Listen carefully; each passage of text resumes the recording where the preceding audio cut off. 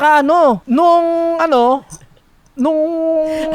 dami pala ito, sabi mo pare, wala pare. Ito par, Same lang eh. nung hindi pa nung hindi pa kami kasal, danlakas, tak tak papak, tugu, pwik. Jolly, paghang, grabe kami noon. Nung nagkaanak, nabawasan. Di ko alam bakit nagkaganon. Masaya naman ako nandyan yung bata, pero parang nabawasan yung saya ko sa'yo. Sexy time ba yun sabi mo? Sa sexy time Wala ba? pa tayo sa sexy time. Huwag wala kayo ba? excited dyan kasi ipapanood ko sa inyo yung mga sagot namin sa sexy time. Hindi, pero yun yung mga nagbago. Dati madalas kami, tas ngayon medyo pero ngayon medyo talagang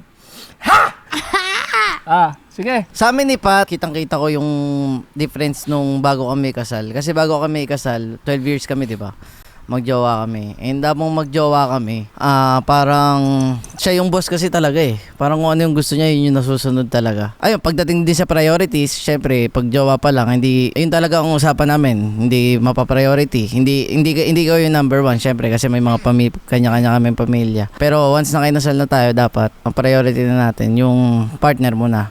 So, nung kinasal kami, yun yung malaking pinagkaibang nakikita ko.